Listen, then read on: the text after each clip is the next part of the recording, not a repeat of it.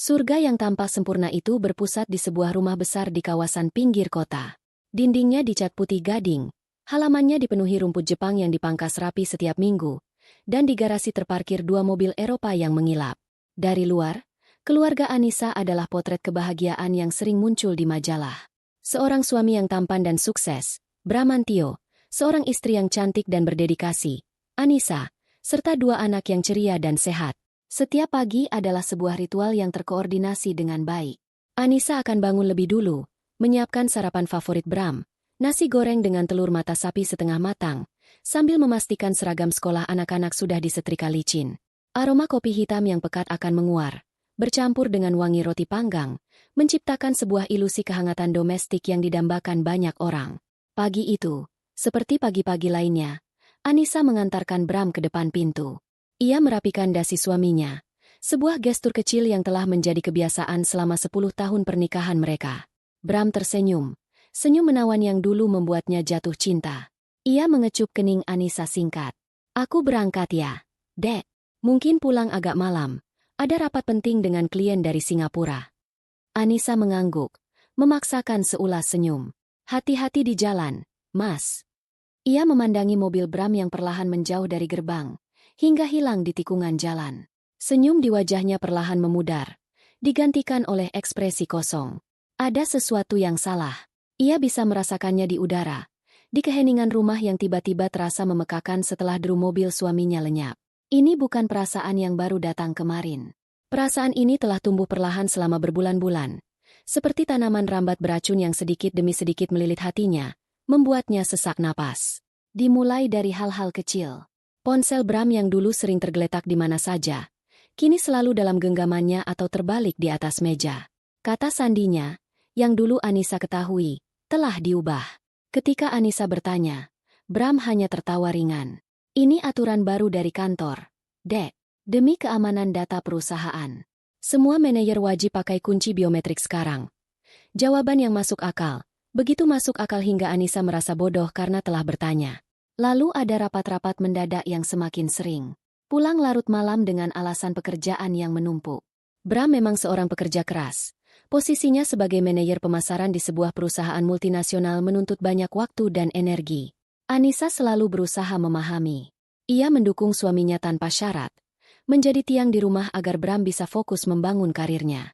Namun, kelelahan di wajah Bram terkadang tampak berbeda. Bukan lelah karena bekerja, melainkan lelah karena menyembunyikan sesuatu. Matanya sering mengelak saat mereka berbicara dari hati ke hati. Puncak dari kegelisahan kecil itu terjadi beberapa minggu yang lalu. Saat ia memasukkan kemeja kerja Bram ke dalam mesin cuci, hidungnya menangkap aroma samar yang asing. Bukan parfumnya, bukan pula wangi sabun kantor. Itu adalah wangi parfum wanita. Aroma manis vanila dan melati yang lembut. Jenis wewangian yang tidak mungkin dipakai oleh rekan kerja pria. Jantungnya berdebar kencang saat itu. Ia ingin bertanya, ingin berteriak, ingin menuntut penjelasan. Tapi bibirnya terkunci. Apa yang akan ia katakan? "Mas, kenapa ada bau parfum perempuan di bajumu?" Ia bisa membayangkan jawaban Bram. Tawa renyah yang meremehkan, diikuti dengan penjelasan logis tentang klien wanita yang tidak sengaja menyenggolnya di lift, atau tentang sekretaris baru yang terlalu royal menyemprotkan parfum. Ia akan kembali terlihat seperti istri pencemburu yang posesif dan tidak masuk akal. Jadi, ia diam. Ia memasukkan kemeja itu ke dalam mesin cuci, membiarkan buih deterjen melenyapkan aroma asing itu, berharap bisa melenyapkan kecurigaannya juga. Hari itu, setelah anak-anak berangkat ke sekolah diantar oleh sopir, Anissa memulai rutinitasnya membereskan rumah. Ia selalu merasa perlu menjaga segalanya tetap sempurna, seolah-olah kerapian rumah bisa menambal keretakan yang mulai ia rasakan di dalam hatinya. Saat ia merapikan ruang kerja Bram, matanya tertumbuk pada saku jas yang tergantung di belakang pintu. Bram jarang memakai jas itu. Itu adalah jas untuk acara-acara semi formal. Didorong oleh perasaan yang tidak bisa ia jelaskan, tangannya merogoh saku jas tersebut. Jemarinya merasakan secari kertas tipis. Ia menariknya keluar. Itu adalah sebuah struk pembayaran. Bukan dari restoran biasa yang sering mereka kunjungi. Nama kafenya terdengar asing dan mewah, terletak di pusat bisnis kota. Anissa melihat tanggalnya. 3 hari yang lalu. Hari di mana Bram mengaku sedang melakukan perjalanan dinas singkat ke Bandung dan baru akan kembali malam hari. Anissa ingat betul hari itu karena ia harus menangani sendiri guru sekolah anaknya yang menelepon soal tugas sekolah. Matanya menelusuri daftar pesanan di struk itu. 2 cangkir creme brulee latte. 1 potong red velvet cake. 2. Bukan 1. Bram tidak mungkin minum 2 cangkir kopi sekaligus. Dan ia tidak suka kue yang terlalu manis. Dunia Anissa seakan berhenti berputar. Struk tipis di tangannya terasa seberat batu. Ini bukan lagi sekadar aroma parfum atau ponsel yang terkunci. Ini adalah bukti fisik. Bukti bahwa suaminya telah berbohong. Ia tidak berada di Bandung 3 hari yang lalu. Ia berada di sebuah kafe mahal di Jakarta, bersama seseorang. Seseorang yang menemaninya minum kopi dan makan kue. Ia duduk di kursi kerja Bram. Kursi kulit yang dingin itu terasa menusuk kulitnya. Napasnya tercekat di tenggorokan. Ia membaca ulang struk itu berkali-kali, berharap ada penjelasan lain, berharap ia salah membaca tanggalnya, berharap ia salah mengartikan pesanan itu. Tapi tidak ada. Semuanya begitu jelas. Malamnya, ketika Bram pulang, Anissa sudah menyiapkan skenario di kepalanya. Ia akan bertanya dengan tenang. Ia tidak akan menuduh. Ia hanya akan meminta penjelasan. Bram masuk ke rumah dengan wajah lelah yang dibuat-buat. Ia mengeluh tentang rapat yang alot dan klien yang banyak maunya. Anissa mendengarkan dengan sabar, menunggu saat yang tepat. Setelah makan malam, ketika anak-anak sudah berada di kamar mereka, Anissa menghampiri Bram yang sedang menonton televisi di ruang keluarga. Ia duduk di sampingnya. Jantungnya berdebar seperti genderang perang. "Mas," panggilnya lembut. Sahut Bram. Matanya masih terpaku pada layar. "Aku menemukan ini tadi di saku jasmu." Anissa mengulurkan struk itu. Bram meliriknya sekilas, lalu mengambil struk itu dari tangan Anissa. Untuk sepersekian detik, Anissa melihat kilat panik di matanya. Tapi kilat itu langsung hilang, digantikan oleh ekspresi bingung yang dibuat-buat. Ia membolak-balik struk itu. "Oh, ini," katanya dengan nada ringan, seolah itu adalah hal paling sepele di dunia. "Astaga, kamu ini ada-ada saja. Ini aku ketemu klien mendadak sebelum berangkat ke Bandung. Dek, di stasiun. Dia yang traktir. Gak enak mau nolak." Penjelasan itu keluar begitu lancar, begitu meyakinkan. Tapi Anissa tahu itu bohong. Letak kafe itu jauh dari stasiun kereta. Dan klien mana yang mentraktir kopi dan kue lalu memberikan struknya? Tapi kafe ini kan jauh dari stasiun, Mas. Dan pesanannya untuk 2 orang, kata Anissa. Suaranya sedikit bergetar. Bram menoleh. Kali ini menatapnya dengan tatapan yang mulai terasa dingin.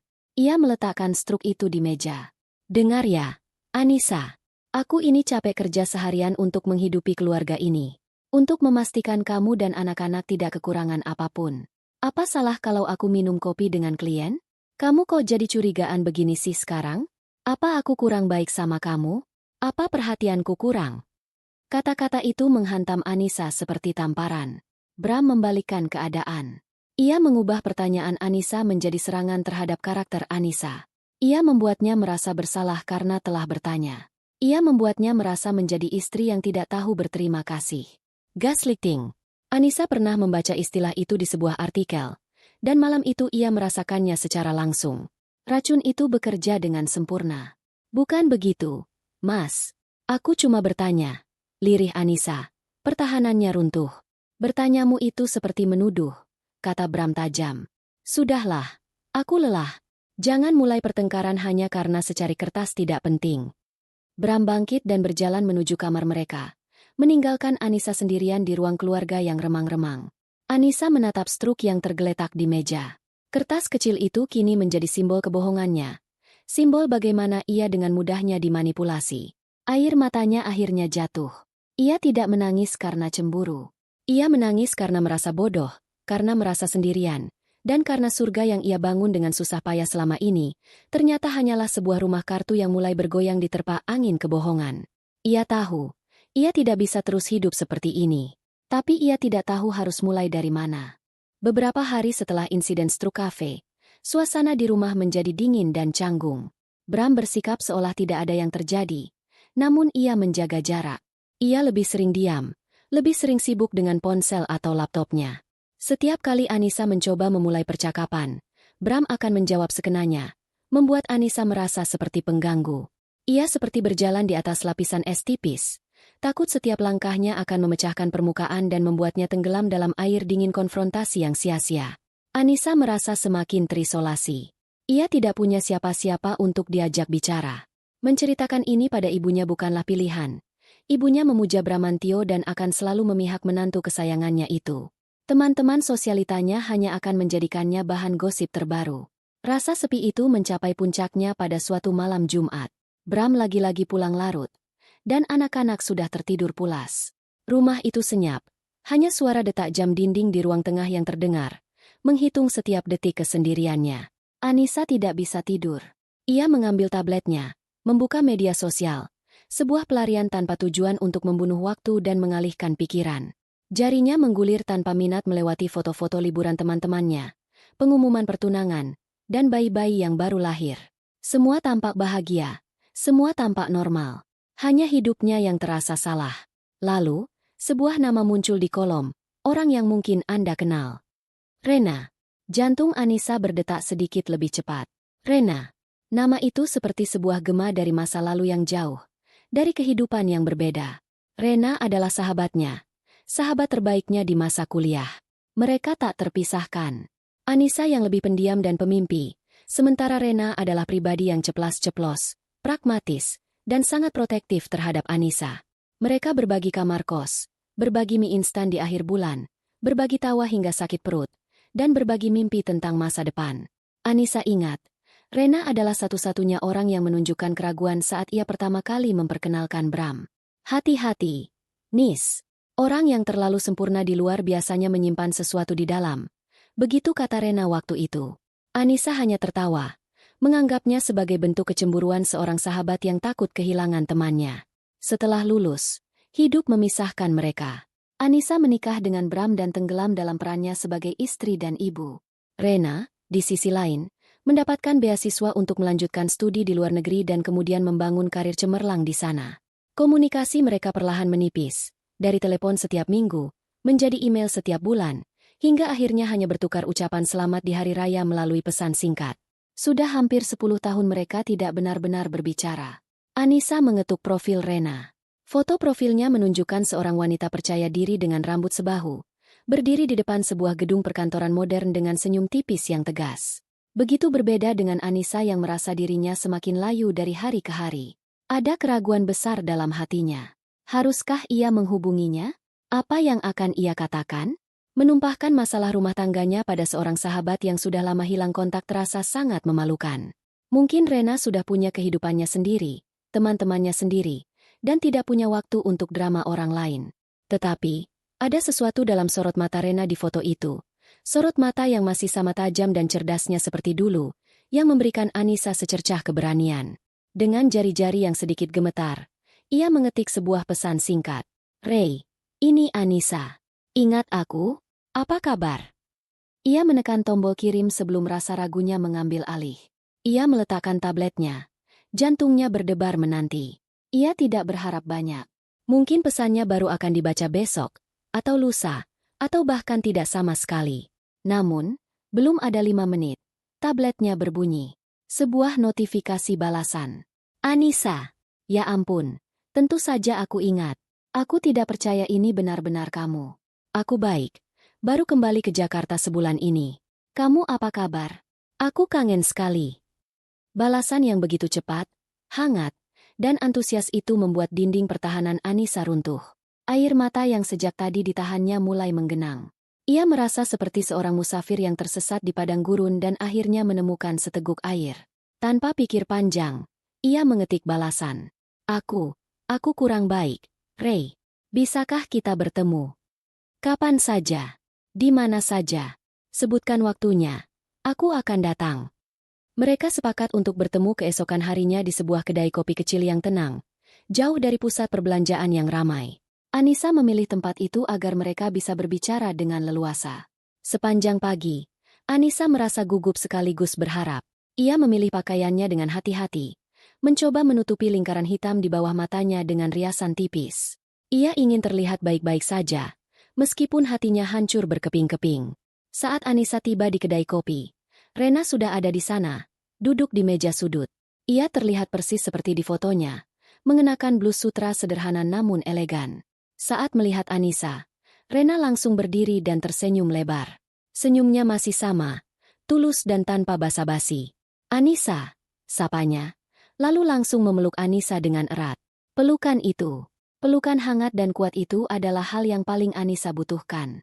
Ia membalas pelukan sahabatnya, dan tanpa bisa ia cegah, isak tangis kecil lolos dari bibirnya. Rena tidak mengatakan apa-apa. Ia hanya menepuk-nepuk punggung Anissa dengan lembut, membiarkannya melepaskan beban yang selama ini ia pikul sendirian. Setelah beberapa saat, mereka duduk. Rena memesankan teh kamomil hangat untuk Anissa. "Sekarang, ceritakan semuanya," kata Rena dengan suara tenang, namun tatapannya tajam dan penuh perhatian. Dan Anissa pun bercerita. Semuanya. Ia menumpahkan semua kegelisahan yang terpendam. Tentang ponsel yang selalu disembunyikan. Tentang pulang larut malam dengan alasan yang tidak masuk akal. Tentang aroma parfum wanita di kemeja Bram. Tentang struk kafe dan bagaimana Bram dengan mudahnya memutarbalikkan fakta. Ia menceritakan bagaimana ia merasa bodoh, paranoid, dan sendirian. Bagaimana suaminya, pria yang ia cintai, telah membuatnya meragukan kewarasannya sendiri. Selama Anissa bercerita, Rena mendengarkan tanpa menyela. Wajahnya serius. Matanya tidak pernah lepas dari wajah Anissa. Ia tidak menunjukkan rasa kasihan, melainkan empati yang dalam dan kemarahan yang terkendali. Ia mengangguk sesekali, seolah semua yang diceritakan Anissa hanya mengkonfirmasi apa yang sudah ia duga sejak lama. Ketika Anissa selesai, ia merasa lelah namun lega. Seolah beban berat telah terangkat dari pundaknya. Ia menatap Rena, cemas menunggu reaksinya. Rena menghela napas panjang. Ia meraih tangan Anissa di atas meja dan menggenggamnya erat. "Nis, dengarkan aku baik-baik," katanya dengan nada tegas. "Kamu tidak gila. Kamu tidak paranoid. Instingmu 100% benar." Validasi sederhana itu terasa begitu kuat bagi Anissa. Akhirnya, ada orang yang mempercayainya. "Lelaki seperti Bram," lanjut Rena, matanya menyiratkan kilat dingin. "Dia itu predator. Dia memilihmu karena kamu baik, karena kamu tulus, dan karena dia tahu kamu mudah untuk dikendalikan. Dia membangun sangkar emas untukmu, membuatmu berpikir bahwa kamu punya segalanya, padahal sebenarnya kamu adalah tawanannya. Semua yang kamu ceritakan tadi, itu bukan sekadar ciri-ciri orang selingkuh. Itu adalah pola perilaku seorang manipulator ulung." Rena kemudian mengingatkan Anissa pada ucapan-ucapan Bram di masa lalu. Cara Bram sering meremehkan pendapat Anissa di depan teman-teman mereka dengan dalih bercanda. Cara ia perlahan-lahan menjauhkan Anissa dari lingkaran pertemanannya sendiri setelah mereka menikah. Hal-hal yang dulu Anissa anggap sepele, kini terlihat sebagai bagian dari sebuah pola besar yang mengerikan. "Sejak dulu aku sudah melihatnya, Nis," kata Rena pelan. "Cara dia memandangmu bukan seperti memandang pasangan hidup, tapi seperti memandang sebuah properti berharga yang berhasil ia menangkan. Dia bangga memilikimu, tapi dia tidak pernah benar-benar menghargaimu sebagai individu." Mendengar analisis tajam Rena, Anissa merasa seolah sisik di matanya terlepas. Semua potongan teka-teki yang membingungkan itu kini menyatu membentuk sebuah gambar yang jelas dan menyakitkan. Suaminya bukan hanya tidak setia, ia adalah seorang pria yang secara sistematis telah merusak kepercayaan dirinya selama bertahun-tahun. Anissa menatap sahabatnya dengan mata yang masih basah. "Lalu, apa yang harus aku lakukan, Ray? Aku tidak punya bukti apa-apa. Kalau aku melawannya, dia hanya akan memutarbalikkan semua kata-kataku." Rena tersenyum tipis, tapi senyum itu tidak mencapai matanya. Ada sorot baja di sana, sorot seorang pejuang yang siap berperang. Ia mengeratkan genggaman tangannya di tangan Anissa. "Kalau begitu," kata Rena dengan suara mantap, "kita cari buktinya." Di kedai kopi yang tenang itu, di tengah aroma teh dan kue, sebuah harapan baru mulai tumbuh di hati Anissa. Ia tidak lagi sendirian. Ia punya Rena. Dan entah kenapa, ia tahu bahwa kembalinya Rena ke dalam hidupnya bukanlah sebuah kebetulan. Itu adalah awal dari sebuah perlawanan. Genggaman tangan Rena terasa seperti sauh di tengah badai yang mengamuk di dalam diri Anissa. "Kita cari buktinya." Dua kata itu terdengar begitu sederhana, namun bobotnya terasa sangat berat. Untuk sesaat, Anissa merasakan gelombang kelegaan yang luar biasa. Akhirnya, ia tidak sendirian. Ada seseorang di pihaknya, seseorang yang tidak hanya percaya padanya, tetapi juga siap untuk bertindak. Namun, kelegaan itu dengan cepat disusul oleh sebuah pertanyaan besar yang menakutkan. Bagaimana caranya, Ray? Suara Anissa terdengar parau, nyaris seperti bisikan. Bram itu terlalu licin. Dia selalu punya jawaban untuk semuanya. Menyewa detektif swasta pun sepertinya percuma. Dia akan tahu. Dia terlalu waspada. Dia akan membalikan keadaan dan menuduhku yang tidak-tidak. Rena tidak langsung menjawab. Ia menyesap tehnya dengan tenang. Matanya menatap keluar jendela sejenak, seolah sedang menyusun sebuah strategi perang yang rumit. Kedai kopi yang tadinya terasa nyaman, kini terasa seperti markas rahasia tempat dua konspirator merencanakan sebuah kudeta. Kamu benar, kata Rena akhirnya, mengembalikan pandangannya ke Anissa. Tatapannya tajam dan fokus. Metode konvensional tidak akan berhasil untuk pria seperti Bramantio. Dia terlalu arogan dan terlalu pintar untuk merasa terancam oleh hal-hal biasa.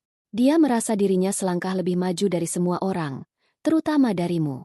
Karena itu, kita tidak bisa melawannya dengan cara biasa. Rena mencondongkan tubuhnya sedikit ke depan. Suaranya merendah, menjadi lebih intens. Jika kita ingin menjebaknya, umpannya haruslah sesuatu yang tidak bisa ia tolak. Sesuatu yang menyentuh langsung pada inti dari dirinya. Egonya. Dia butuh tantangan. Dia butuh merasa seperti seorang penakluk. Kita tidak bisa hanya memberinya umpan. Kita harus menyajikan sebuah perjamuan yang menurutnya ia menangkan sendiri. Anissa mendengarkan, jantungnya mulai berdebar lebih kencang, merasakan arah pembicaraan ini menuju ke tempat yang tidak terduga dan gelap. Lalu, Rena mengatakannya. Kata-kata itu diucapkan dengan tenang, tanpa keraguan, namun dampaknya menghantam Anissa seperti gelombang pasang. Biarkan aku yang menjadi umpannya, Nis. Biarkan aku yang mendekatinya. Aku akan menjadi selingkuhan barunya. Hening. Suara denting sendok dan obrolan samar dari meja lain seolah lenyap di telan bumi. Anissa menatap Rena dengan tidak percaya. Mulutnya sedikit terbuka. Ia pasti salah dengar. Sahabatnya tidak mungkin baru saja menyarankan hal segila itu. Apa? Hanya itu kata yang berhasil keluar dari bibir Anissa. Aku akan masuk ke dalam dunianya.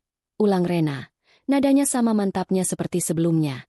Aku akan menjadi tipe wanita yang selalu ia inginkan. Cerdas, mandiri, memuja dirinya, namun tetap terlihat sulit untuk didapatkan. Aku akan membuatnya percaya bahwa akulah petualangan terbesarnya. Dari sana, aku akan mengumpulkan semua bukti yang kita butuhkan. Bukan hanya foto dari kejauhan. Aku akan mendapatkan rekaman pengakuannya, bukti transaksinya, semua rencana busuknya, langsung dari mulutnya sendiri. Pikiran Anissa berputar. Ia menggelengkan kepalanya dengan cepat. Rasa ngeri mulai menjalari tulang punggungnya.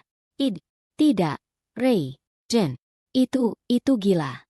Aku tidak mungkin membiarkanmu melakukan itu. Tidak. Penolakan itu keluar begitu saja. Sebuah reaksi spontan dari bagian dirinya yang masih waras. Itu terlalu berbahaya. Bagaimana jika dia tahu? Bagaimana jika dia menyakitimu?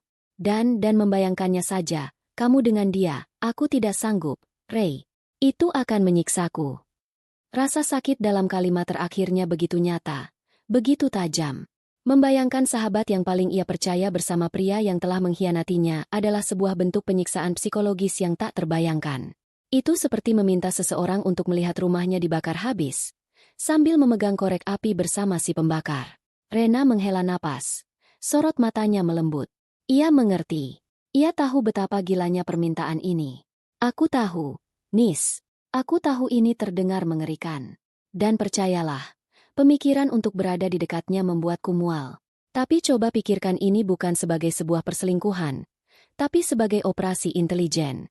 Anggap aku agen yang sedang menyamar di wilayah musuh. Tidak akan ada perasaan apapun dari sisiku.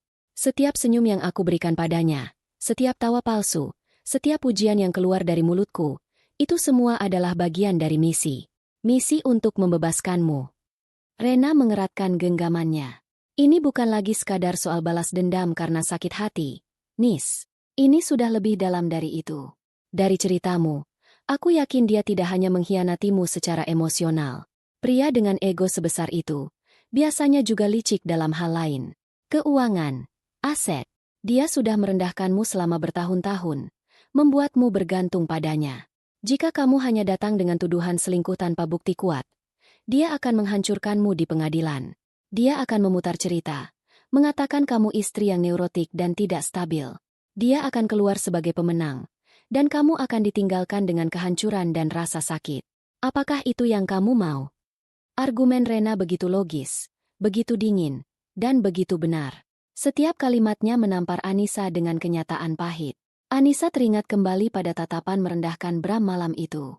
Teringat pada semua kebohongan yang dilontarkan dengan begitu mudahnya. Ia tahu Rena benar. Melawan Bram dengan cara yang benar dan sopan hanya akan membuatnya menjadi korban untuk kedua kalinya. Bram tidak bermain dengan aturan. Jadi kenapa ia harus? Anissa menatap ke dalam cangkir tehnya yang sudah dingin. Ia membayangkan masa depannya. Hidup dalam kebohongan ini, selamanya merasa curiga, selamanya berjalan di atas pecahan kaca. Atau menghadapi Bram, kalah telak, dan kehilangan segalanya, termasuk harga dirinya. Kedua pilihan itu terasa seperti neraka. Lalu ada pilihan ketiga. Pilihan gila yang ditawarkan Rena. Sebuah jalan terjal, penuh duri dan rasa sakit. Namun di ujungnya ada kemungkinan kebebasan sejati. Ini tentang memastikan kamu dan anak-anak mendapatkan semua yang menjadi hak kalian. Lanjut Rena, seolah bisa membaca keraguan di hati Anissa. Ini tentang mengambil kembali kekuatanmu. Anggap saja rasa sakit yang akan kita rasakan selama proses ini adalah harga yang harus dibayar untuk kemerdekaanmu seumur hidup. Aku bersedia membayarnya untukmu. Nis, pertanyaannya adalah, apakah kamu siap? Anissa mengangkat wajahnya. Air mata sudah kering, meninggalkan jejak dingin di pipinya. Yang tersisa kini adalah kekosongan yang perlahan mulai diisi oleh sesuatu yang lain. Sesuatu yang keras dan dingin. Sebuah tekad. Ia menatap mata sahabatnya, melihat kesungguhan dan pengorbanan yang ditawarkan di sana. Ia mengangguk perlahan. Sebuah gerakan kecil, namun terasa seperti keputusan terbesar dalam hidupnya. Ya, bisiknya. Aku siap. Sebuah fakta rahasia telah dimeteraikan. Bukan dengan darah, tapi dengan air mata dan tekad baja dua orang wanita. Mereka tidak lagi tersenyum. Suasana di antara mereka menjadi serius dan fokus. Rena mengeluarkan ponselnya dan membuka aplikasi catatan. Oke, misi, perangkap mawar hitam, resmi dimulai. Kata Rena dengan nada bisnis. Langkah pertama, pengintaian. Aku butuh semua informasi tentang dia. Jadwal hariannya, tempat nongkrong favoritnya, jenis wanita yang ia suka, proyek apa yang sedang ia tangani di kantor, apa saja pemicu egonya. Kamu adalah informan di dalam. Kita harus merencanakan pertemuan pertama kita dengan sempurna. Harus terlihat alami. Tidak boleh ada celah sedikit pun. Anissa mengangguk lagi. Kali ini lebih mantap. Rasa takutnya belum hilang. Tapi kini ia punya tujuan. Rasa sakitnya masih ada. Tapi kini rasa sakit itu telah berubah menjadi bahan bakar. Ia akan menjadi mata dan telinga di dalam benteng musuh. Sementara sahabatnya bersiap untuk menyusup dan meledakannya dari dalam. Perang mereka baru saja dimulai. Minggu berikutnya berlalu dalam kabut perencanaan yang intens dan rahasia. Siang hari, saat Bram bekerja dan anak-anak di sekolah, rumah Anissa berubah menjadi pusat komando. Anissa akan menelepon Rena, melaporkan setiap detail kecil yang bisa ia kumpulkan. Ia menjadi pengamat yang tajam di rumahnya sendiri. Ia memperhatikan jenis artikel bisnis yang dibaca Bram di tabletnya, nama-nama klien yang ia sebutkan saat menelepon, bahkan jenis musik yang ia dengarkan di mobil. Setiap informasi, sekecil apapun, ia sampaikan pada Rena. Dia suka wanita yang terlihat punya karir sendiri, tapi tidak lebih sukses darinya.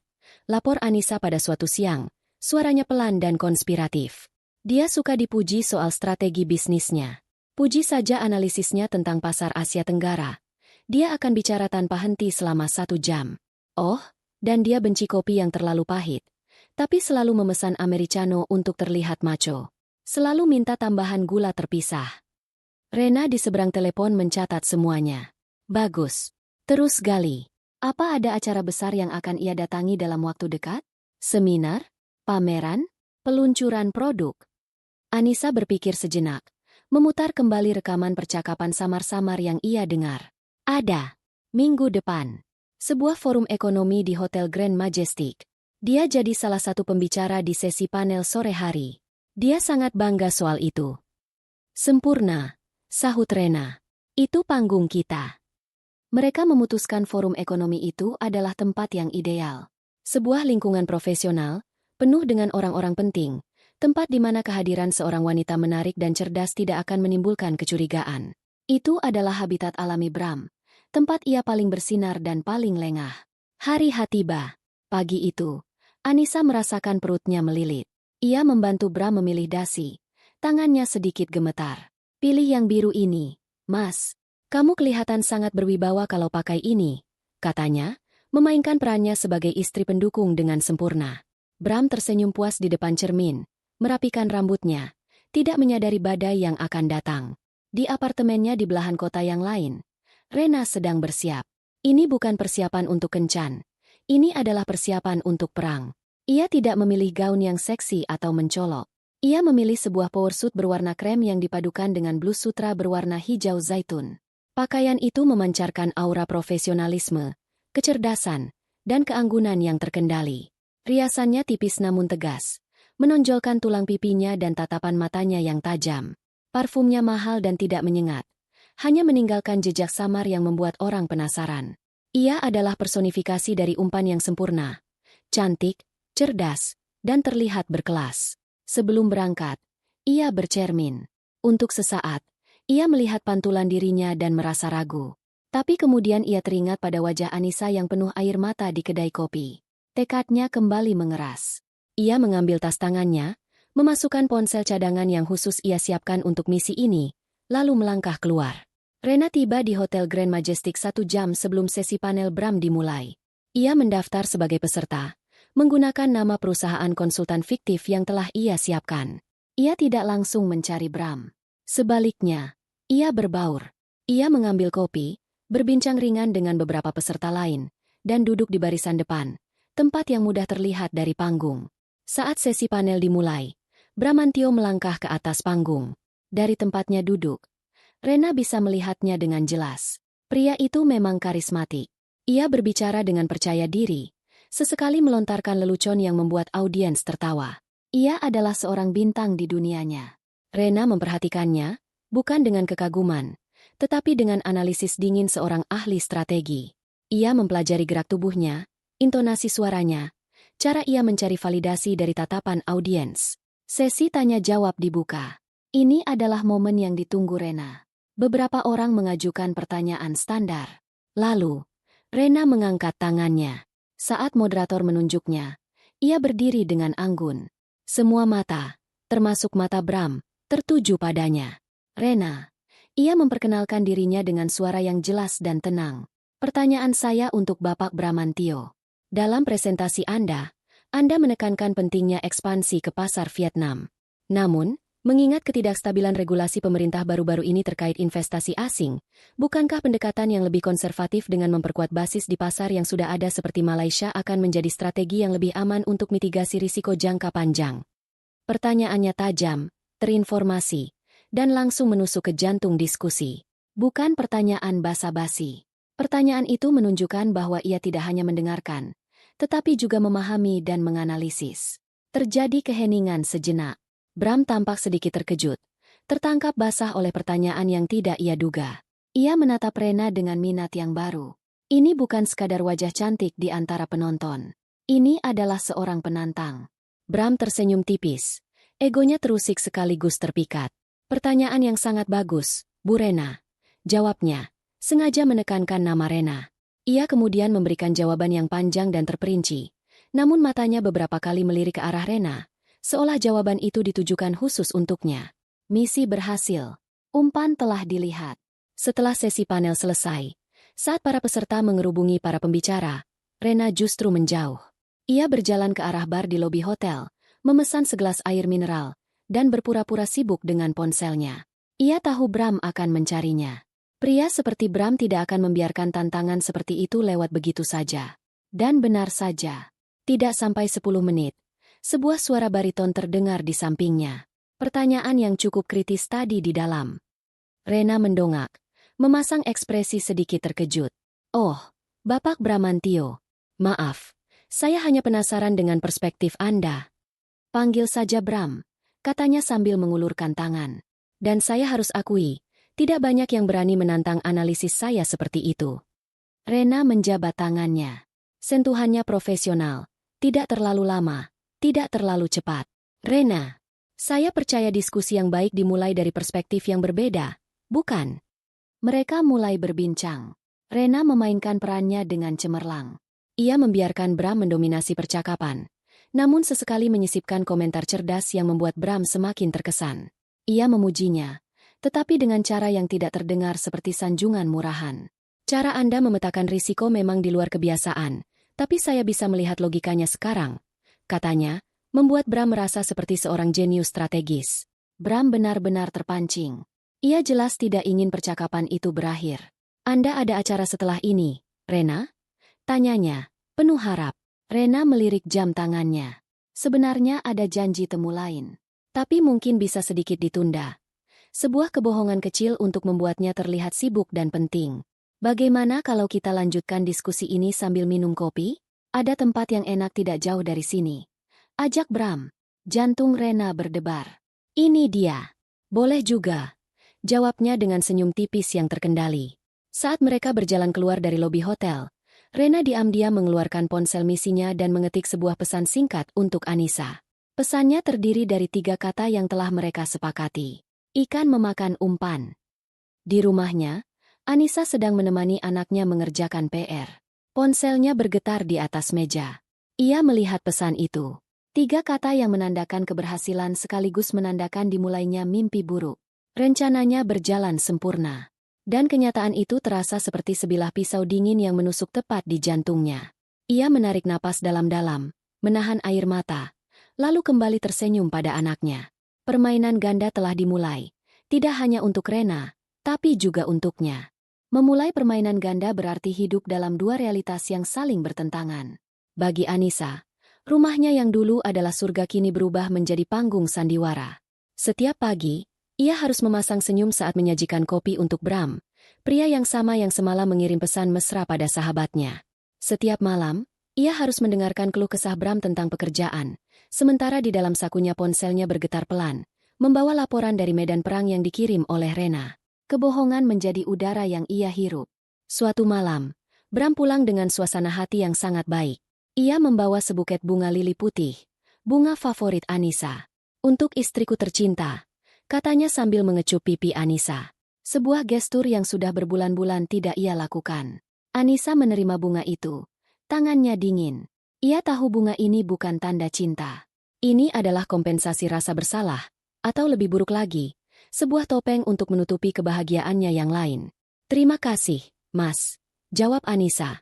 Suaranya terdengar normal, sebuah keajaiban yang ia latih setiap hari. Ia meletakkan bunga itu di vas. Jemarinya menyentuh kelopak bunga yang lembut dan rapuh, seperti hatinya. Aku bertemu lagi dengan konsultan yang aku ceritakan waktu itu, kata Bram sambil melonggarkan dasinya. Rena, dia benar-benar brilian. Kami makan siang tadi. Diskusinya sangat membuka wawasan. Jarang sekali aku bertemu wanita yang cerdas seperti itu. Anissa merasakan empedu naik ke kerongkongannya. Ia hanya mengangguk. Oh ya?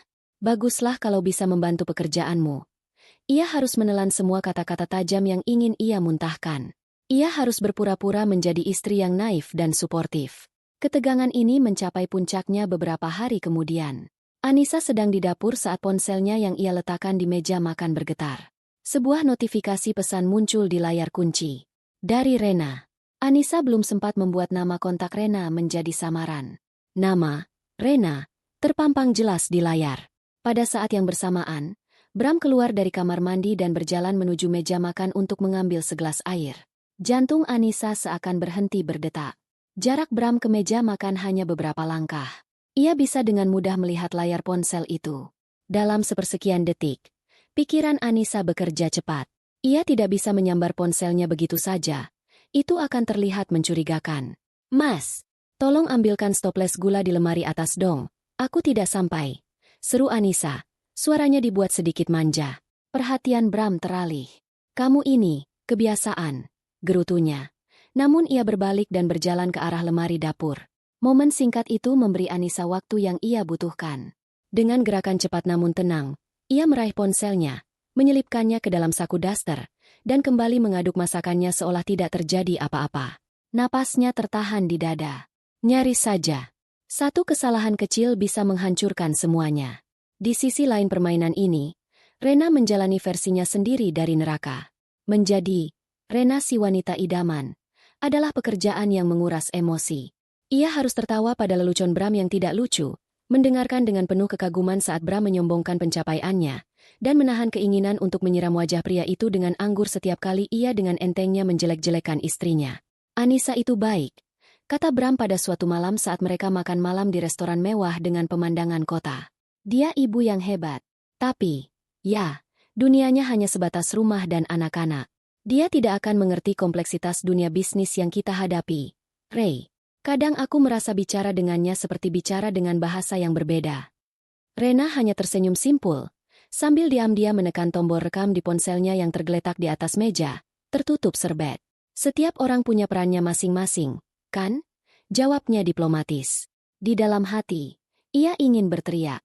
Ia ingin mengatakan bahwa Anissa jauh lebih cerdas dan kuat dari yang pernah bisa Bram bayangkan. Anissa sedang menjalankan operasi rahasia untuk menjatuhkannya. Sementara Bram hanya melihatnya sebagai perabotan rumah yang cantik. Mengumpulkan bukti adalah sebuah seni tersendiri. Rena harus cerdik. Ia sering memuji jam tangan atau kemeja baru Bram, lalu memintanya untuk difoto dengan dalih ingin mencari barang serupa untuk ayahnya.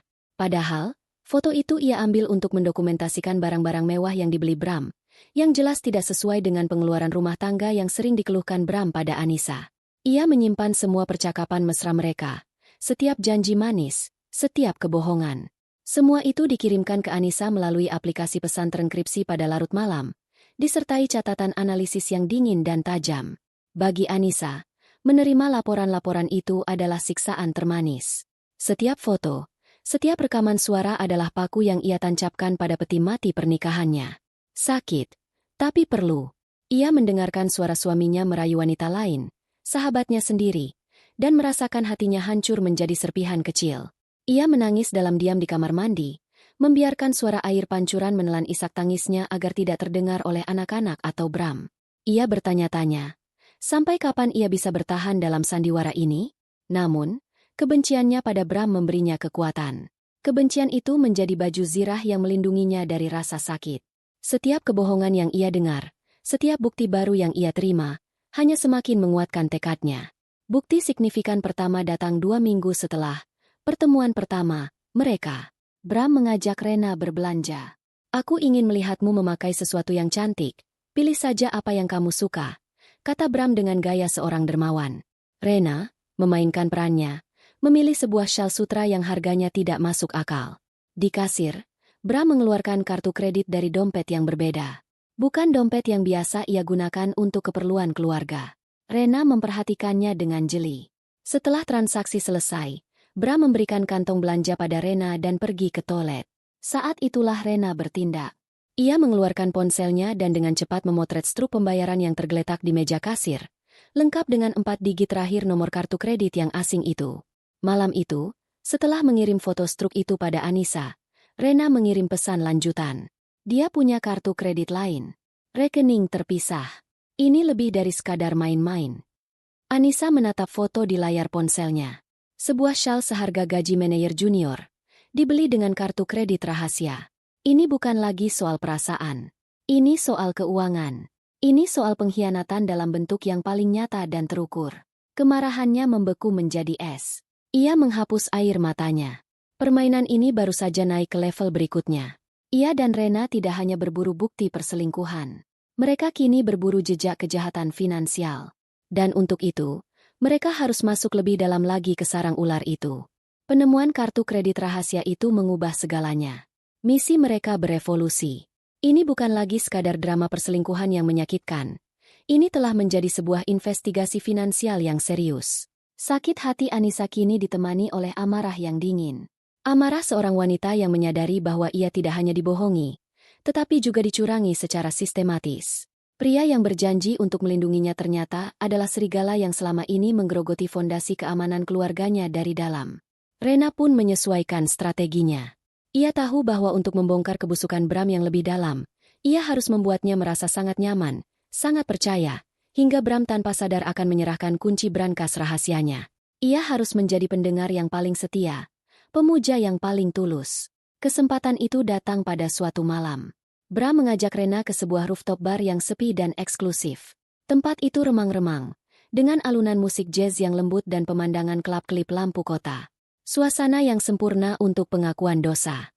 Setelah beberapa gelas whisky, lidah Bram menjadi lebih longgar dari biasanya. Ia mulai bicara tentang filosofi hidupnya, tentang ambisinya yang besar. Tahu tidak, Ray, katanya sambil memutar-mutar gelasnya. Dunia ini milik mereka yang berani dan pintar. Bukan hanya bekerja keras, tapi bekerja dengan cerdas. Orang-orang seperti kita harus selalu berpikir 2-3 langkah ke depan. Rena mencondongkan tubuhnya, memasang ekspresi penuh kekaguman. Ini adalah pancingan yang ia tunggu. Aku setuju. Tapi kadang, ada hal-hal yang menahan kita, kan? Komitmen keluarga. Ia membiarkan kalimatnya menggantung. Sebuah umpan yang disajikan dengan sempurna. Bram tertawa kecil. Tawa yang merendahkan. Tepat sekali. Komitmen itu bisa jadi beban. Terutama secara finansial. Istriku, Anissa, dia orang yang baik. Tapi dia tidak mengerti soal ini. Baginya, semua yang aku hasilkan adalah milik kita. Sebuah konsep yang manis, tapi naif dan berbahaya di dunia nyata. Rena menahan napas. Jantungnya berdebar kencang. Ia tahu ini adalah momen krusial. Ponselnya sudah dalam mode merekam di dalam tas tangannya yang diletakkan di antara mereka. Lalu, bagaimana kamu mengatasinya? Tanya Rena dengan suara berbisik, seolah meminta sebuah rahasia besar. Bram tersenyum penuh kemenangan, merasa superior karena bisa mengajari wanita cerdas di hadapannya ini tentang seluk-beluk kehidupan. Makanya kita harus pintar, sayang, katanya, nadanya merendahkan. Aset itu harus diamankan. Jangan bodoh menaruh semua telur dalam satu keranjang dengan nama bersama. Itu sama saja bunuh diri finansial. Sedikit demi sedikit, aset itu dialihkan ke tempat yang aman. Atas nama orang yang paling kita percaya, yang tidak akan banyak bertanya. Ibuku, misalnya, beli properti atas namanya, buka rekening investasi atas namanya. Jadi, kalau nanti, katakanlah, terjadi sesuatu yang tidak diinginkan, atau kita memutuskan untuk memulai lembaran baru, kita tidak akan mulai dari nol. Ucapan itu meluncur begitu saja dari mulut Bram. Diucapkan dengan enteng seolah itu adalah nasihat keuangan paling wajar di dunia. Rena merasakan darahnya mendidih. Jadi ini rencananya. Sebuah skema jahat yang telah direncanakan sejak lama. Menceraikan Anissa dan meninggalkannya tanpa apa-apa. Setelah Anissa mendedikasikan seluruh hidupnya untuk mendukung karir Bram. Ini bukan lagi perselingkuhan. Ini adalah kejahatan. Namun, di wajahnya, ia menampilkan ekspresi terkesima. Matanya berbinar-binar palsu. Wow, bisiknya. Itu jenius sekali, Bram. Aku tidak pernah berpikir sejauh itu. Kamu benar-benar selangkah di depan. Pujian itu membuat dada Bram semakin membusung. Ia merasa seperti dewa di hadapan pemujanya. Ia terus berceloteh tentang betapa pintarnya ia mengatur keuangannya. Betapa bodohnya orang-orang yang tidak melakukan hal yang sama. Setiap kata yang keluar dari mulutnya adalah butir-butir bukti yang terekam dengan sempurna di ponsel Rena. Malam itu, setelah berhasil melepaskan diri dari Bram, Rena tidak bisa langsung pulang.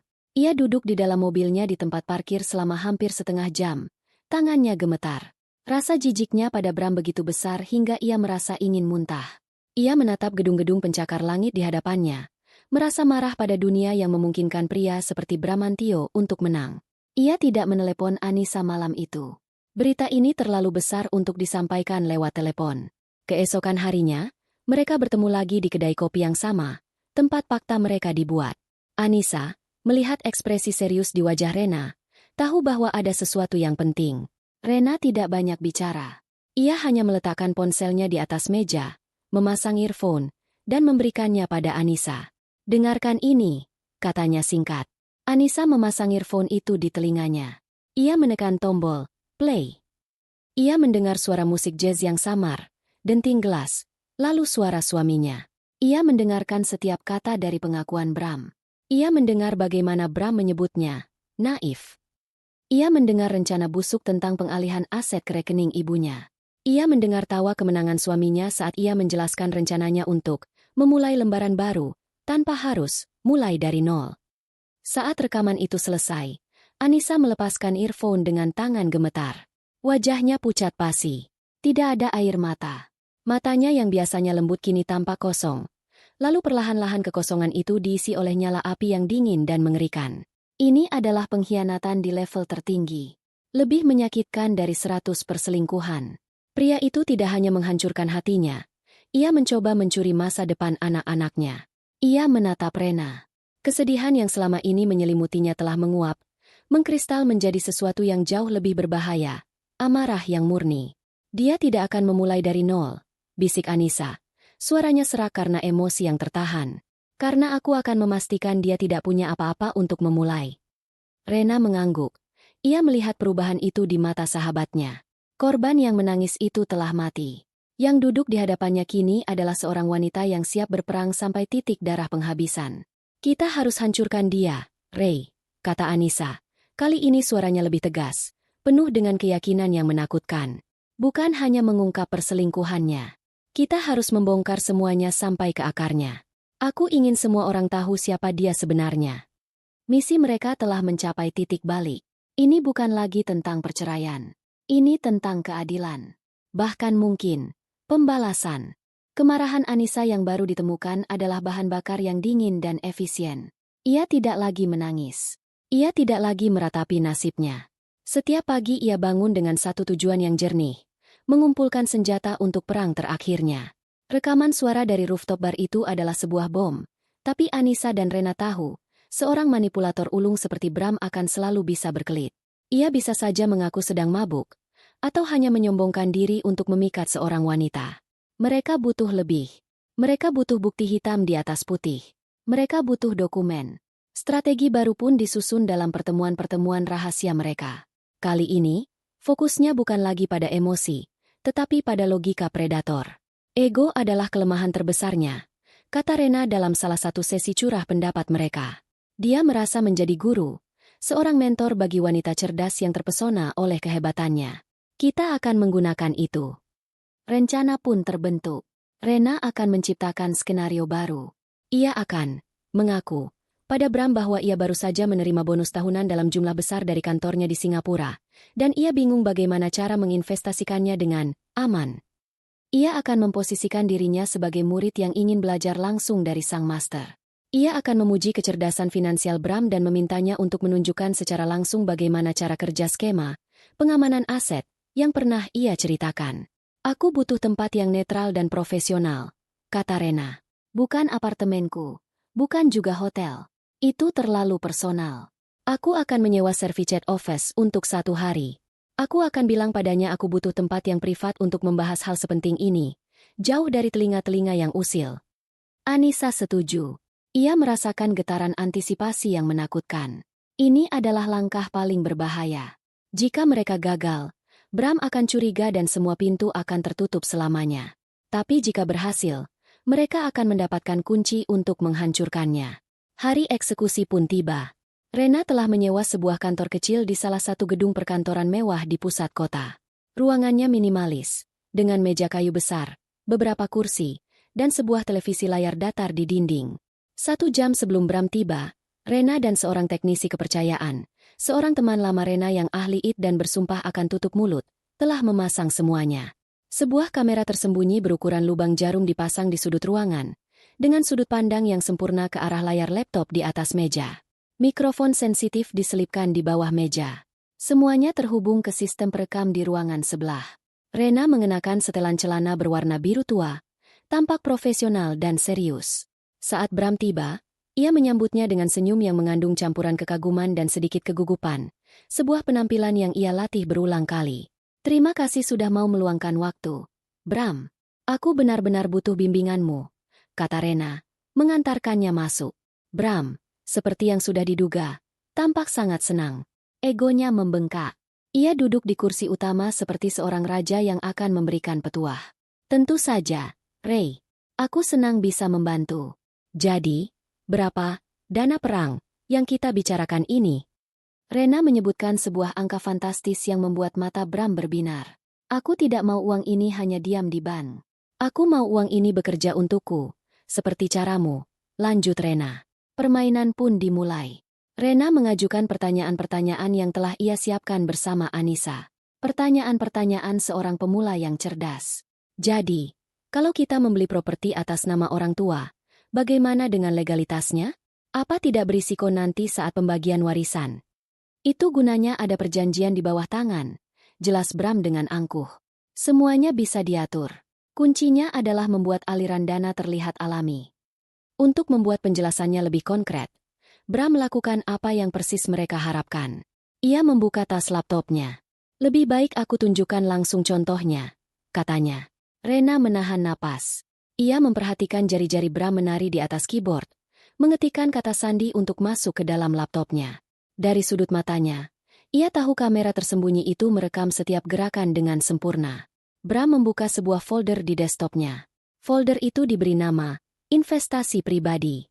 Sebuah nama yang begitu polos untuk sebuah kotak Pandora berisi kejahatan. Lihat, katanya, memutar layar laptop sedikit ke arah Rena. Ini contohnya. Di layar itu, terpampang nyata semua yang selama ini hanya menjadi kecurigaan Anissa.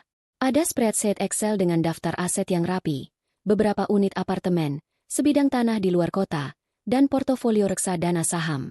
Di kolom, nama pemilik, tertera dengan jelas nama Ibu Bramantio.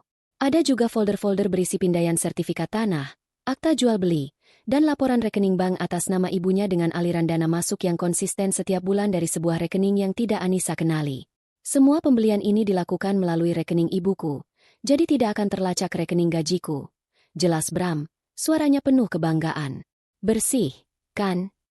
Rena menatap layar itu, merasakan gelombang kemarahan yang dingin. Ia harus menjaga ekspresinya tetap kagum. Luar biasa, Bram. Kamu benar-benar memikirkan semuanya. Aku jadi ingin lihat laporan rekeningnya. Kalau boleh, hanya untuk belajar bagaimana polanya. Permintaan itu sedikit berisiko. Tapi ego Bram sudah terlalu melambung untuk menaruh curiga. Dengan senang hati, ia membuka beberapa file PDF laporan rekening koran, menunjukkan pada Rena bagaimana ia menyamarkan transfer dana besar sebagai biaya pengobatan, atau uang bulanan untuk orang tua. Inilah bukti pamungkas itu. Rekaman suara bisa diperdebatkan. Tapi dokumen digital, dengan tanggal, nama, dan angka yang jelas, tidak bisa dibantah. Sementara Bram terus berceloteh, menjelaskan detail-detail rencananya, Rena melakukan gerakan terakhirnya. Ia bangkit dari kursinya. Aku buatkan kopi dulu ya. Aku yakin ini akan jadi diskusi yang panjang. Ia berjalan ke sebuah mesin kopi kecil di sudut ruangan. Gerakan ini memberinya beberapa detik krusial. Saat Bram teralihkan oleh layar laptopnya sendiri, merasa bangga pada karyanya, Rena, dari belakang Bram, dengan gerakan yang terlatih dan cepat, memasukkan sebuah USB drive kecil ke port laptop Bram. USB drive itu bukan drive biasa.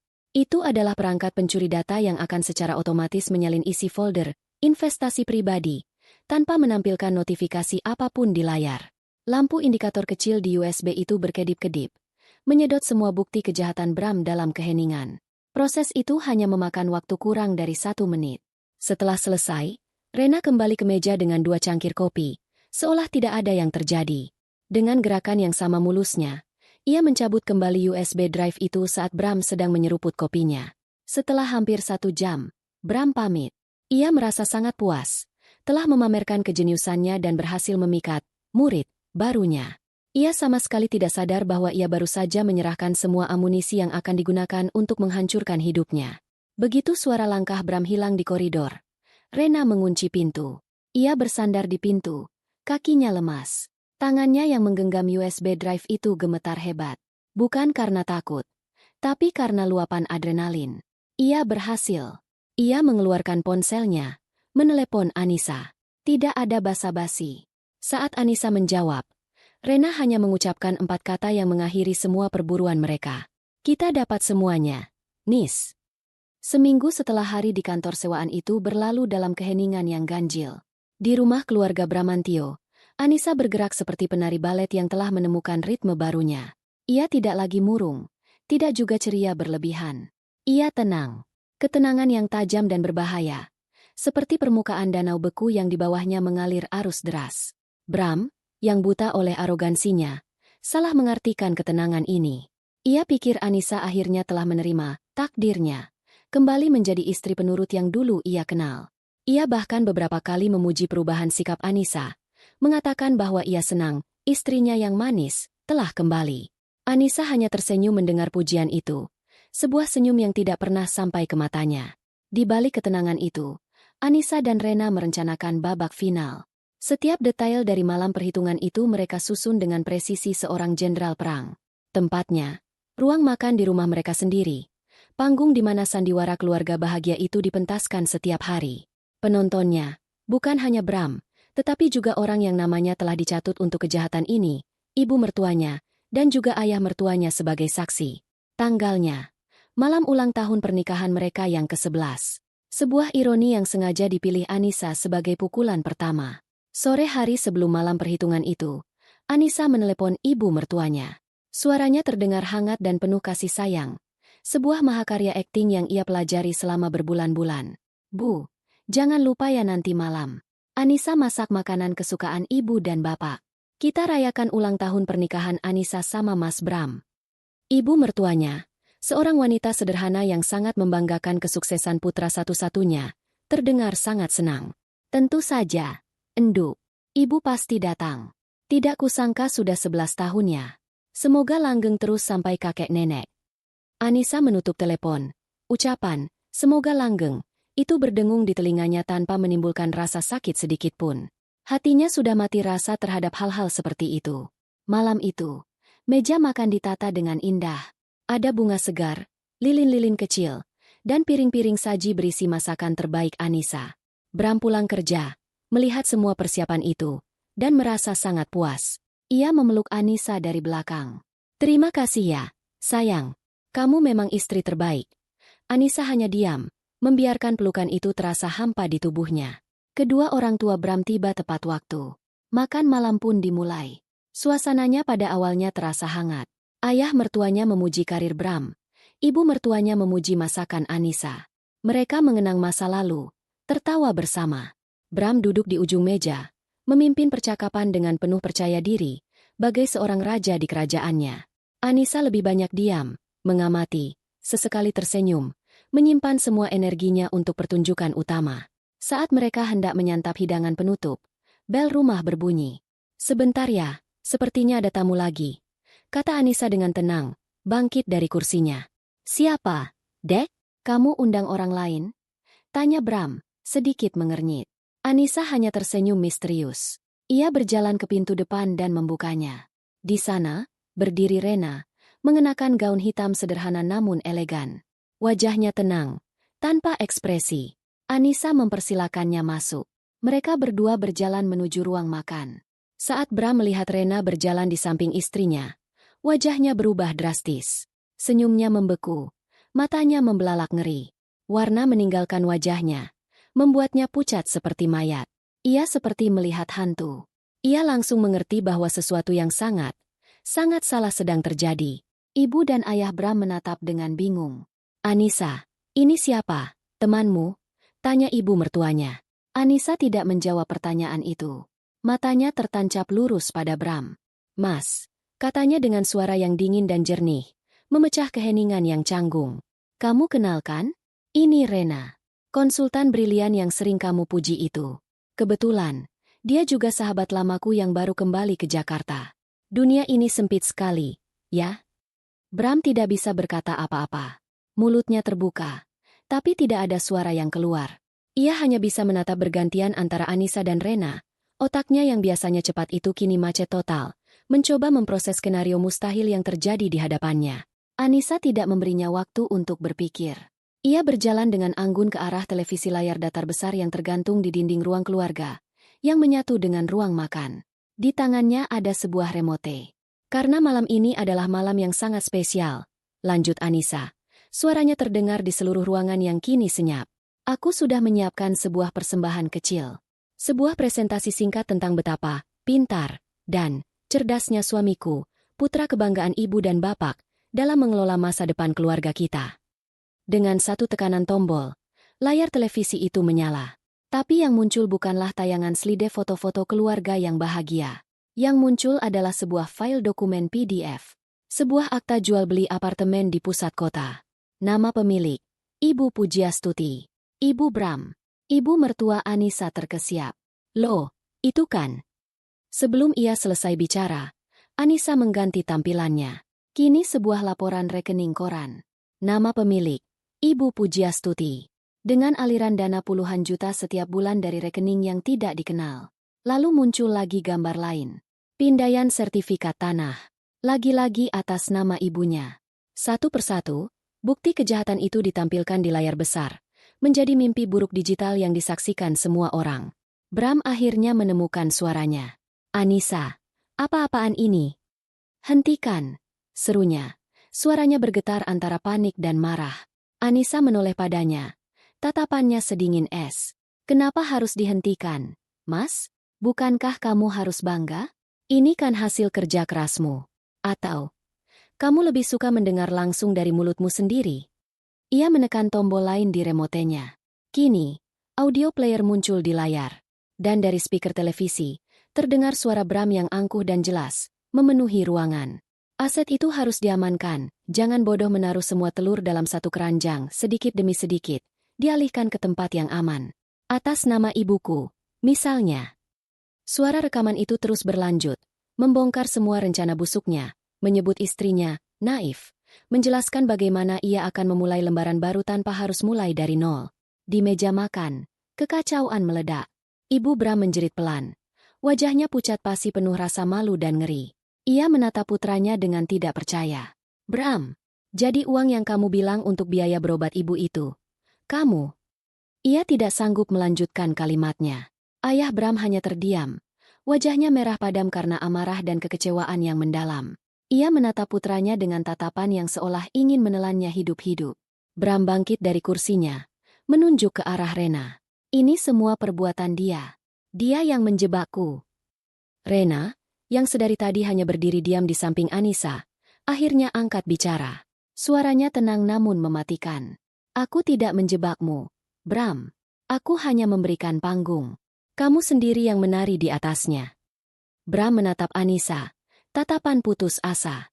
Ia melihat istrinya, wanita yang selama ini ia anggap lemah, penurut, dan mudah dikendalikan. Tapi yang ia lihat sekarang adalah orang asing. Seorang wanita dengan mata yang dingin dan senyum kemenangan yang tipis. Ia akhirnya sadar. Ia telah masuk ke dalam perangkap yang paling sempurna, yang dirancang oleh dua wanita yang telah ia remehkan. Dunianya, citranya, kehidupannya, semuanya hancur berkeping-keping dalam satu malam, di bawah tatapan ngeri orang tuanya sendiri. Dan sang sutradara dari kehancurannya itu adalah istrinya sendiri. Ruang makan itu terasa seperti medan perang setelah bom terakhir meledak. Keheningan yang ditinggalkan oleh suara-suara rekaman itu lebih memekakan daripada teriakan manapun. Untuk beberapa detik yang terasa abadi, tidak ada yang bergerak. Bramantio berdiri membeku. Wajahnya adalah kanvas dari horor, penyangkalan, dan kemarahan yang saling berebut. Tatapan ayahnya yang penuh penghakiman menusuknya seperti tombak, sementara isak tangis ibunya yang tertahan menjadi musik latar dari kehancurannya. Bram adalah yang pertama kali memecah keheningan. Bukan dengan penyesalan, tapi dengan amarah seorang predator yang terpojok. "Ini semua bohong. Ini rekayasa," teriaknya, menunjuk dengan jari gemetar ke arah televisi. "Anissa, kamu sudah gila. Kamu akan menyesali ini." Ia melangkah maju, seolah ingin menerjang ke arah Anissa atau laptop di dekat televisi. Sebuah gerakan putus asa untuk menghancurkan bukti yang menghancurkannya. Namun, lengannya dicengkeram oleh ayahnya. Cengkeraman itu begitu kuat, begitu penuh dengan kekecewaan seorang bapak. "Cukup, Bramantio," desis ayahnya. Suaranya rendah dan bergetar karena amarah. "Jangan membuat dirimu lebih memalukan lagi di depan kami. Kamu telah mencoreng nama baik keluarga." Ia menoleh pada Anissa, tatapannya melembut sesaat, penuh dengan rasa bersalah dan malu. "Anissa, maafkan kelakuan putra kami." Lalu, ia kembali menatap Bram, menariknya dengan paksa. "Ayo pulang. Kita selesaikan ini di rumah."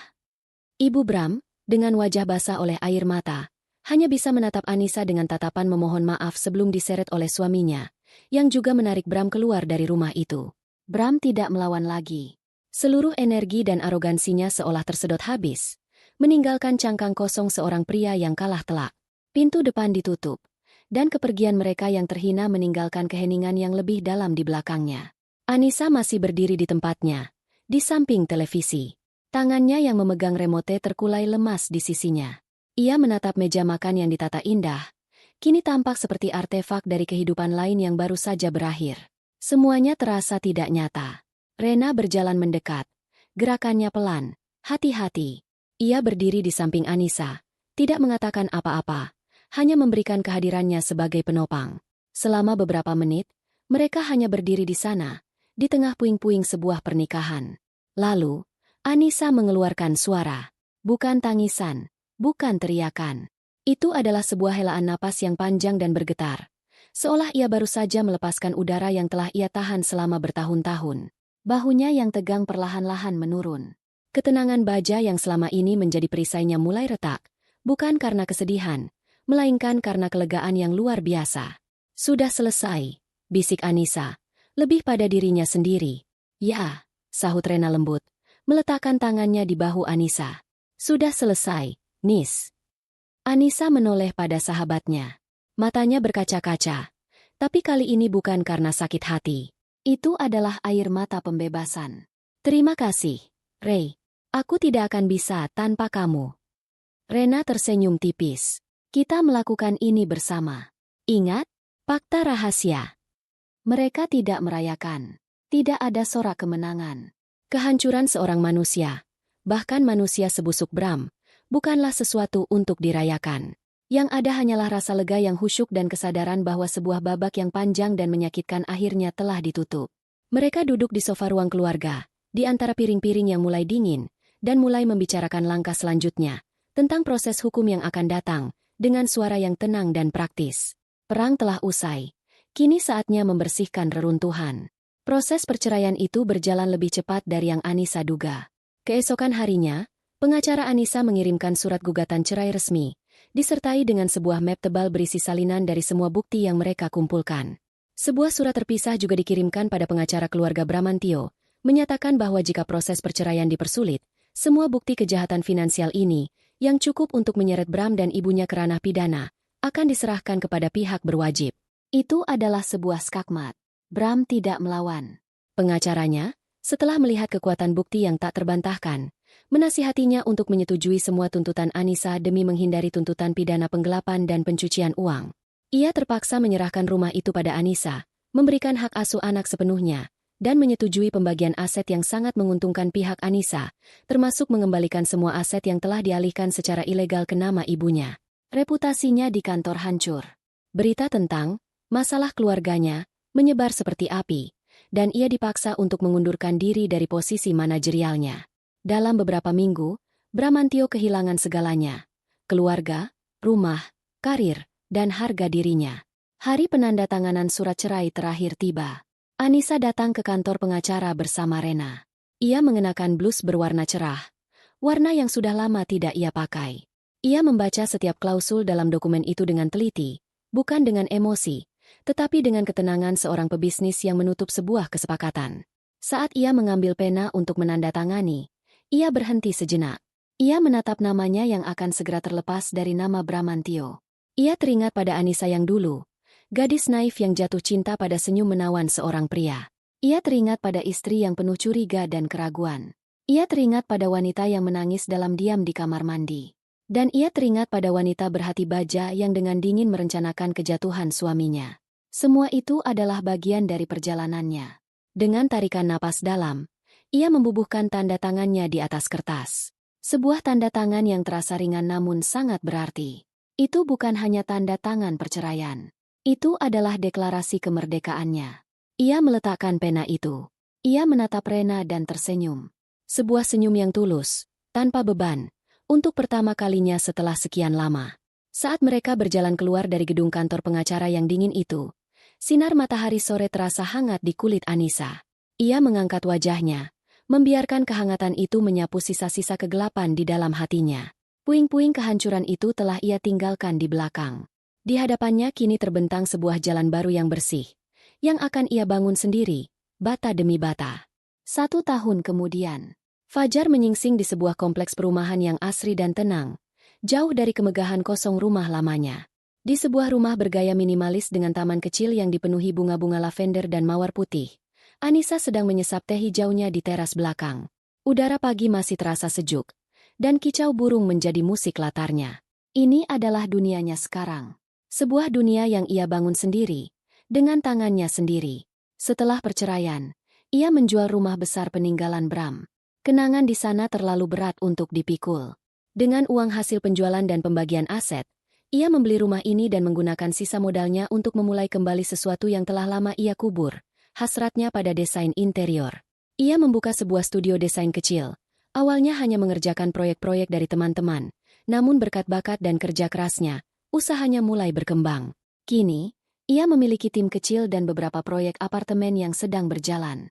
Ia tidak lagi merasa kosong. Setiap hari ia bangun dengan tujuan. Ia menemukan kembali dirinya yang hilang, bukan Anissa, istri Bramantio, tetapi Anissa sang desainer, Anissa sang pengusaha, Anissa sang ibu, Anissa sang individu yang utuh. Anak-anaknya pun tumbuh lebih ceria di lingkungan yang bebas dari ketegangan dan kebohongan. Tawa mereka yang lepas kini menjadi dekorasi terbaik di rumah barunya. Tentang Bram, Anissa tidak tahu banyak dan tidak ingin tahu. Dari cerita samar-samar yang sampai ke telinganya, ia dengar Bram pindah ke kota lain, bekerja di sebuah perusahaan kecil dengan posisi yang jauh di bawah standar hidupnya dulu. Ia hidup dalam bayang-bayang kegagalannya sendiri, sebuah konsekuensi alami dari perbuatannya. Beberapa bulan yang lalu, mantan ibu mertuanya menelepon, menangis, dan meminta maaf dengan tulus atas kelakuan putranya dan atas ketidaktahuannya. Anissa menerima permintaan maaf itu dengan lapang dada. Ia tidak lagi menyimpan dendam. Dendam hanya akan menjadi beban yang menghalanginya untuk melangkah maju. Siang itu, Rena datang berkunjung ke kantor studio Anissa, sebuah ruko kecil yang ditata dengan sangat apik dan penuh cahaya. Rena masih sama, dengan energi dan semangatnya yang menular. Persahabatan mereka kini lebih dari sekadar fakta rahasia. Mereka adalah keluarga. Wow, sibuk sekali, Bu Bos. Goda Rena sambil melihat papan proyek Anissa yang penuh dengan catatan dan sampel material. Anissa tertawa. Alhamdulillah, ada saja rezekinya. Mau minum apa? Aku baru punya kopi dari Gayo. Mereka duduk di sofa kecil di sudut studio, di antara gulungan cetak biru dan majalah-majalah desain. Mereka mengobrol tentang pekerjaan, tentang rencana liburan, tentang hal-hal ringan yang biasa dibicarakan oleh dua orang sahabat. Tidak ada lagi pembicaraan tentang strategi, jebakan, atau bukti. Masa lalu itu terasa seperti sebuah film thriller yang pernah mereka tonton bersama, bukan sesuatu yang mereka jalani. Jadi, apa rencana selanjutnya? Tanya Rena sambil menyeruput kopinya. Ekspansi keluar kota? Atau mungkin, membuka hati lagi? Rena menaikkan alisnya dengan jahil. Anissa tersenyum, senyum yang tenang dan penuh percaya diri. Ia menggeleng pelan. Fokus bisnis dulu. Soal hati, biarlah dia menyembuhkan dirinya sendiri dengan benar. Aku tidak terburu-buru. Ia menatap keluar jendela studionya, melihat orang-orang berlalu lalang di jalanan yang sibuk. Ia teringat pada perjalanannya. Jalan yang penuh dengan air mata, ketakutan, dan kemarahan. Ia ingat betapa gelapnya dunia terasa saat itu. Perangkap yang ia dan Rena rancang untuk Bram adalah sebuah langkah ekstrim, sebuah manuver berbahaya yang bisa saja menjadi bumerang. Tetapi sekarang, di bawah cahaya terang kesuksesan kecilnya, ia sadar. Perangkap itu bukan hanya untuk menjatuhkan Bram. Pada akhirnya, perangkap itu adalah alat untuk membebaskan dirinya sendiri. Ia harus menghancurkan dunianya yang lama, membakarnya hingga menjadi abu, agar ia bisa membangun sebuah dunia baru yang lebih baik dari puing-puingnya. Ia harus menjadi dalang dari sebuah kehancuran untuk bisa menjadi arsitek bagi kebangkitannya sendiri. Tahu tidak, Ray, kata Anissa pelan. Pandangannya masih menerawang. Dulu aku pikir aku kehilangan segalanya. Tapi ternyata, aku hanya kehilangan sangkarku. Rena tersenyum, mengerti sepenuhnya apa yang dimaksud sahabatnya. Anissa mengalihkan pandangannya pada Rena, matanya berbinar dengan cahaya baru yang tidak pernah ada di sana sebelumnya. Cahaya harapan, kekuatan, dan kedamaian. Aku bahagia sekarang, Ray, katanya. Benar-benar bahagia. Dan dalam pernyataan sederhana itu, terdapat sebuah kemenangan yang jauh lebih besar daripada sekadar memenangkan perceraian atau menghancurkan seorang musuh. Itu adalah kemenangan jiwa. Anissa telah menemukan kembali cahayanya, bukan dari pantulan orang lain, tetapi dari dalam dirinya sendiri. Fajar barunya telah tiba, dan kali ini, langitnya cerah tanpa awan.